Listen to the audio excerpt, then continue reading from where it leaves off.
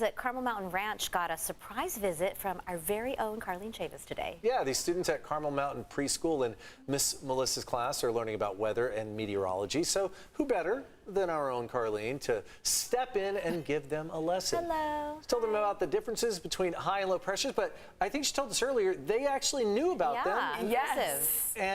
But you showed them how to make a cloud in a bottle. I don't think they knew how to do that. No.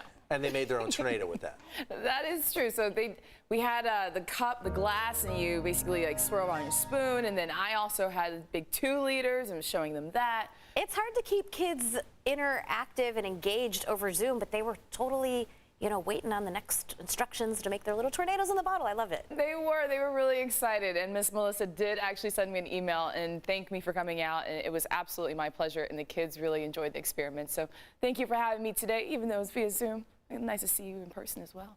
But for today, well, I have my AC on because, yeah, it was definitely a warm one out there. You're talking about temperatures that were warmer than usual. It didn't feel like it was still in winter. And as we went in our forecast, we had those daytime highs that were above seasonal. So on Zoom, also trying to keep myself nice and cool, as well as my dogs, because we had 80s for most of our highs west of the mountains. We were about 10 to 25 degrees above seasonal, and you're talking 87 degrees as a high. That's how we kicked off March today in Escondido. Also talking about 82 for Oceanside, as well as 70s right along the coast, and 71 degrees for Julian today. We still have some dry air out there, and we have relative humidity values that are low, especially for the coast, at 15%, or excuse me, at 17% for downtown. You're also looking at the 30s and 20s closer towards the coast. We're seeing that across inland regions, and 10% right now for Borrego Springs. Light wind speeds, nothing strong like we had yesterday with some stronger wind gusts that were picking up by the morning and afternoon hours with Santa Ana winds. Everything did subside. We're just still holding on to that ridge over us, so the heat as well as the dry air for today.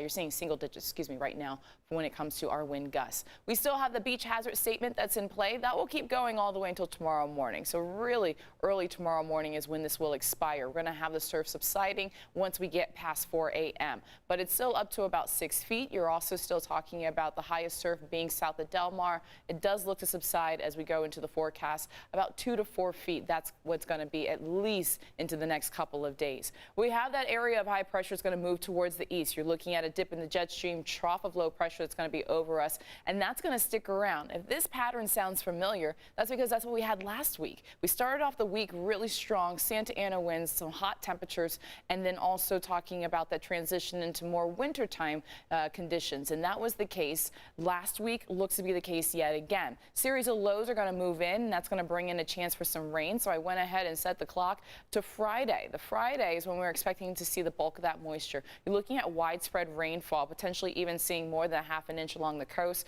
and potentially even seeing up to about an inch of rain across the valleys. Snow levels also coming down with this one, and our local mountains could see about 3 to 6 inches. You're looking at rain in the forecast for Friday as well as Saturday. Also a big dip with our temperatures. We're going to dry out by the second half of the weekend, but we're still going to be cooler than usual. Let's go ahead and take a look at your weather quiz question. It's a new month, new prize, new question. Yay. Marcella's excited. Yeah. How many sides does a snowflake have? Is it A, 4 sides, B, 7 sides, C, 6 sides, or D, 10 sides? What do you mean by sides? Shape. Thank you. Is it a pentagram? Is it an octagon? What is it? Is it a hexagon? It's not an octagon, because that number 8 is not up there. Is it a hex? Okay. I said pentagram, pentagon. Different things. Yeah, it's all good. Too many horror movies. Too many horror movies.